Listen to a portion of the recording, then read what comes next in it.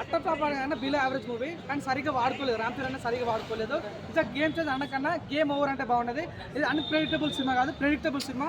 అంటే అన్న అంటే ఏంటంటే పార్టీ పెడతారు, ముందు తీసుకెళ్ళాలనుకుంటారు, డబ్బులు ఎక్కడ సేవ్ చేద్దాం అనుకుంటారు, వాడు వెన్నుపోటు పడతాడు, హీరో పోతాడు, మన కొడుకు వస్తాడు, కసి తీసుకుంటాడు. స్టోరీ రొట్ట నిజంగా బెంగళూరు టైగర్ చూసాము, మన భరతని తెలియని సినిమా చూసాము.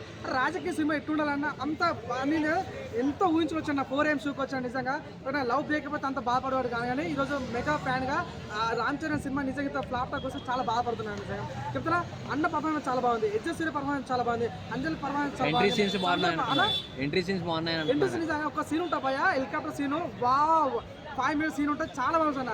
అది కానీ లాస్ట్ అంజలితో ఒక సాంగ్ ఉంటుంది, చాలా బాగుంది. ఇప్పుడు శంకర్ అన్యాయం చేశాడు రామ్ చరణ్ కి 100% అన్న. నిజంగా శంకర్ నీ అడ్రస్ పెట్టు నిజంగా యాజ్ ఎ మెగా ఫ్యామిలీ చాలా అట్టాయి అన్న. డాన్స్ వేణమా డాన్స్ ఇరుకు, ఫైట్ వేణమా ఫైట్ ఇరుకు, ఎలివేషన్ ఎలుకు, స్టోరీ నా ఇరుకు, సో నేను ఏం చేయలేదు. నాకు నిజంగా చాలా బాగా అనిపించింది అన్న. ఎంతో పెద్ద డైరెక్టర్, అంతే పెద్ద హీరో తను, అట్లా ఎట్లా స్టోరీ తీసుకోవాలి. శంకర్ ని మార్క్ అనిపించలేదు నిజంగా, తన డైరెక్షన్ ఫ్లాప్ అనిపించింది అన్న.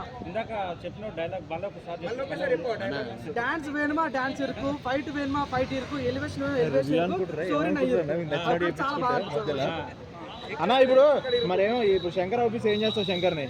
నేనైతే చాలా బాధపడ్డా. దయచేసి శంకర్ గారు మీరు మళ్ళీ తెలుగులో సినిమా తీయకండి. మెయిన్గా చాలుగా మీ సినిమాకి మంచి పేరు ఉంది, ఇక చాలు, దయచేసి మీ సినిమా బంద్ చేయండి. నేను బాధితున్నప్పుడు చాలా మంది అన్నారు ఏంటంటే తను రిటైర్మెంట్ తీసుకోవాలి, తన దుకాణం బంద్ చేసుకోవాలని చాలా మంది అన్నారు. కానీ నేను కూడా అదే చెప్తాను, దుకాణం బంద్ చేసుకోండి చాలుగా.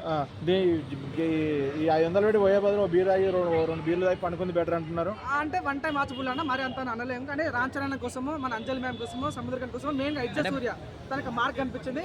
కానీ ఎడ్జ సూర్య సరిగా వాడుకున్నారు, కానీ రామ్ చరణ్ సరిగా ఆచార్యం మించిన రాడ్ ఇది అంతే లేదు. కానీ దేవరా ప్రోమాక్స్ అని చెప్పొచ్చాను, దేవరా రాడ్ అంటావు అని నేను అంటే అంత కొద్దిగా ఆ రకంగా అనిపిస్తుంది. అంటే మంచి స్టోరీనే, అంటే మంచి చూపించారు, స్టోరీ కొత్తగా లేదని ఫీలింగ్. దేవర కింద నెగిటివిటీ లేదు, దేవరా ప్రోమాక్స్ ఓకే, దేవ కింద నెగిటివిటీ లేదు కదా మూవీకి. చూడండి, ఇదేంటంటే నవ్వడానికి కాదన్న,